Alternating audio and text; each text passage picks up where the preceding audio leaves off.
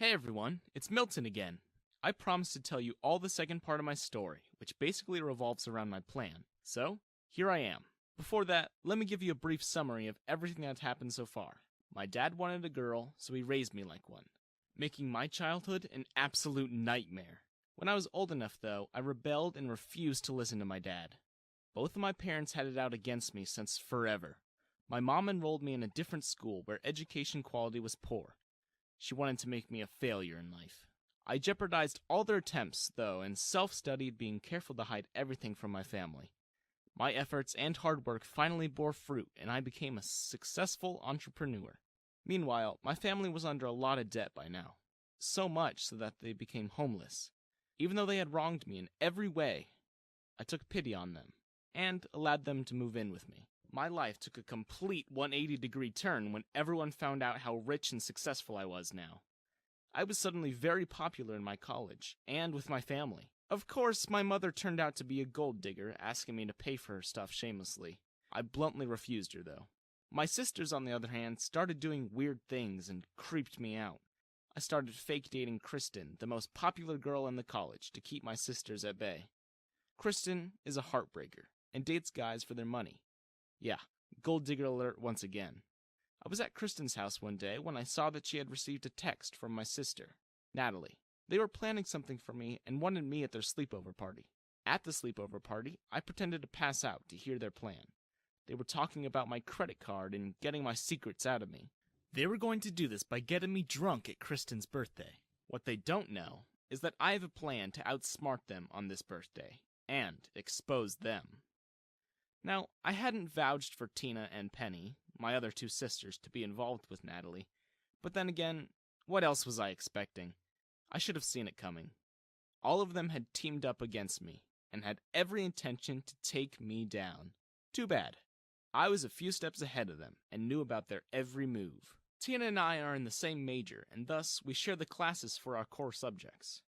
Now, not to brag or anything, but I always used to score the highest in my class.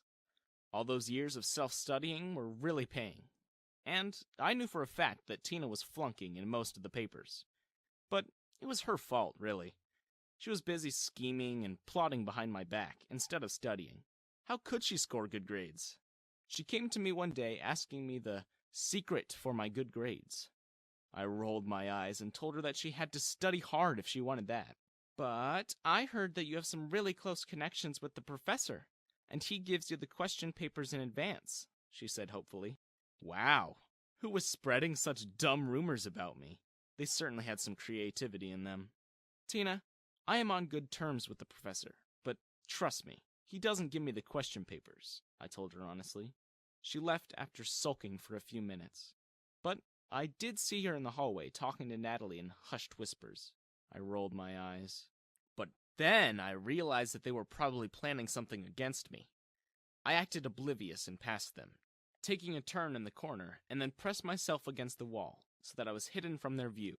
It was the perfect angle to eavesdrop without getting caught, and luckily, there were no students around in the deserted corridor. He is definitely lying. There's no way that he is that smart, Natalie was saying. Did you see the arrogant look on his face as he passed just now? He was so looking down on us, Tina whispered, fuming. I had to control myself from snickering at their ridiculous conversation. He always does that, Tina, Natalie replied. That's why we have to get back at him. He doesn't deserve the fame and success. Right, Tina sighed. So, it's done then. Kristen will distract him tomorrow and call him out of the class. I will search his bags for the question paper, which I am pretty sure I will find. Then I will quickly take a picture and leave. He will never suspect a thing.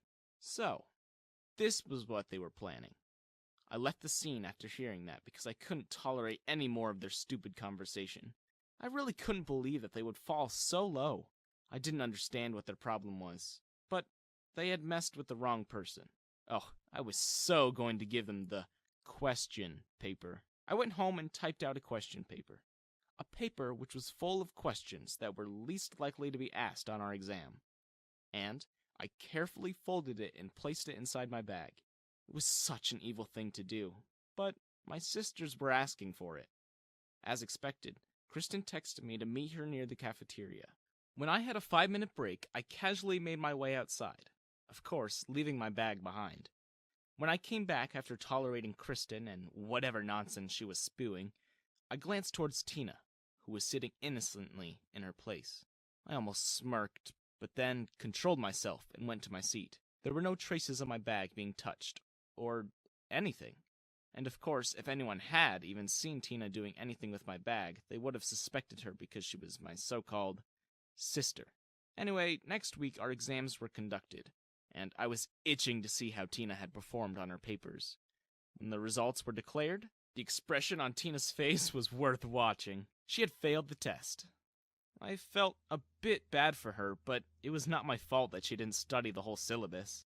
She spotted me in the corridor crowd and walked towards me, looking like she would burst any moment. "You!" she yelled, grabbing my collar. "You did this, on purpose, didn't you?" I frowned. "I did what? What are you saying?" I was well aware of the fact that everyone was watching us, and now Tina was going to expose herself in front of the whole department. "I took the question paper from your bag! You did it to mess with me, didn't you?" she fumed. "You knew that I would only read the questions from that paper." "Listen to yourself," I replied, shaking my head. "First of all, I had already informed you that I didn't have any kind of question paper. And secondly, you stole from my bag. Whose fault is it?" She stumbled back, coming to the realization, and then glancing around at the crowd nervously.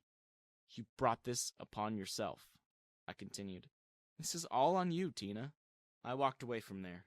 After that incident, Tina was so humiliated that she stopped coming to college altogether, and she had to repeat the semester. Anyway, because of her low grades, or should I say, non-existent grades, she dropped out of college. Now, I really felt bad and guilty, even though technically it wasn't my fault. So I decided to do something for her. I enrolled her in one of the online courses on my website, and asked her to study from that medium until she had her act together and knew for certain what she wanted to do. She actually started crying and hugged me, thanking me over and over again. I really believed that she had learned her lesson now. That's why I decided to forgive her. And, ever since this incident, my relationship with Tina had been good. Now was the turn of my fake girlfriend Kristen, and my dearest sister Natalie. I really needed a break from these things, but these two just didn't understand. Kristen's birthday was around the corner, and she was making a really big deal out of it. Apparently she threw the best party every year to celebrate her birthday, and she wanted the same this year. For this, she approached me. "Please let me throw the party at your house," she pleaded.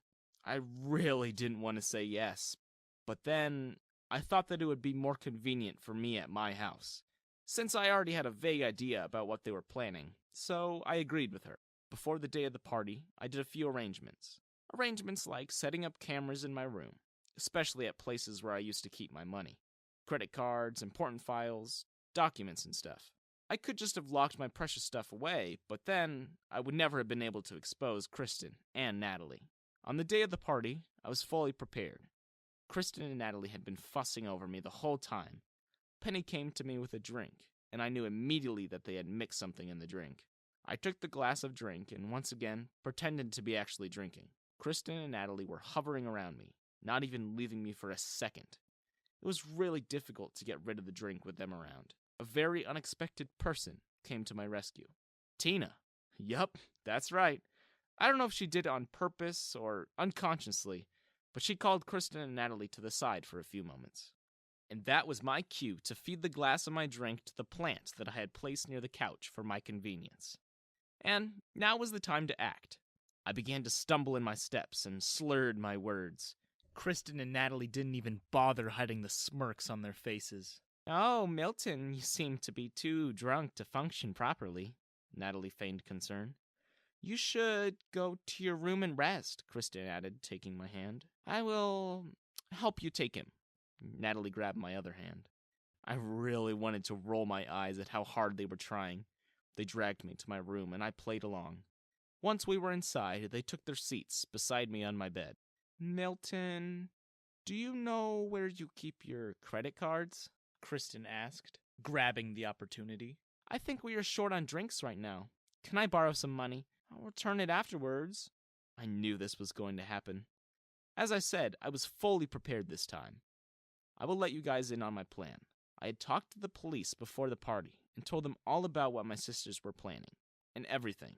They told me that they couldn't really help me without any proof, so I had to collect the evidence first and then send them the footage. That's why I set up the cameras, to record everything that Kristen and Natalie were going to do. But this also meant that I had to play along till the end and let them do whatever they wanted to do.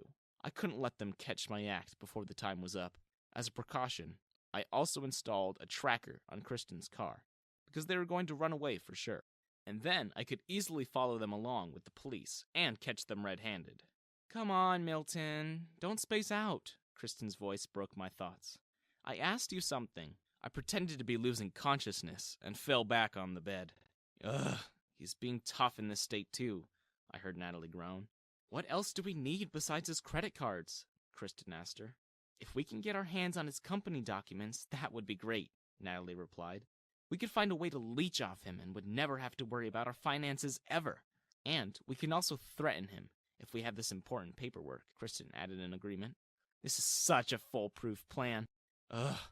We just need Milton to spill everything now." It started shaking me and made me sit up. I wanted nothing more than to shove them away and get out. But I had to expose them today. Such a nuisance they were. "Milton, come on. They are in your closet, right?" Kristen asked me. I nodded in a vague manner. "Let me go and see what I can find there." Natalie got up from the bed. I watched her making her way towards my closet and opening it. My eyes flickered towards the camera that I had placed in the perfect place to record her face and actions clearly. She started throwing out all my clothes and stuff from the closet in order to find my credit cards. I was seriously getting ticked off by the mess she was making. I had kept those cards in plain sight. How dumb was she? And why was she ruining my clothes and expensive watches? Why did she consider herself to be so entitled? Ugh, seriously.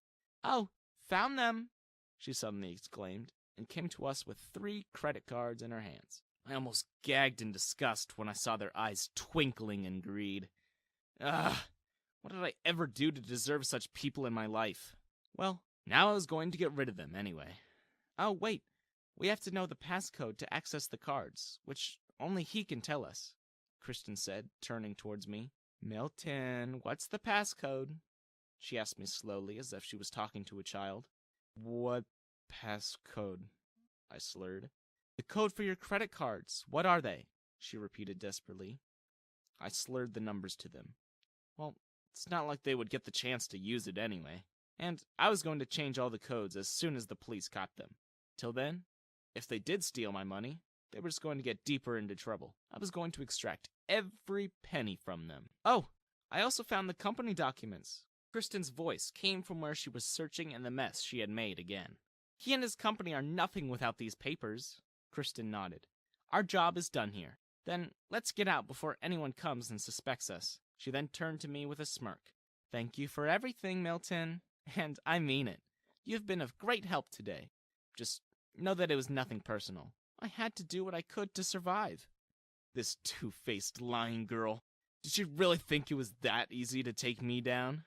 I watched as both of them hid my stuff in their bags and hastily made their way out of my room. I waited for a few minutes, making sure that they had really left before I stood up from the bed. I was about to fish out my phone and call the police when my bedroom door suddenly burst open and Natalie re-entered. I dropped to my bed in shock, then resumed my acting again. "I almost forgot to tell you something," Natalie said, coming closer to me. "You are not in your senses right now, so I don't know if you'll remember this or not." I was so confused. What was it that she wanted now? "Now that it's just the two of us, I have something to confess to you, dearest brother," she said in almost a sarcastic tone. Then she proceeded to whisper something in my ear. The things that she said, let's just say, they ruined my plans forever. My whole camera setup and police connection. Everything had failed by just the few words of confession from Natalie. I will tell you guys about what happened in a different video, if I do manage to make it out of this.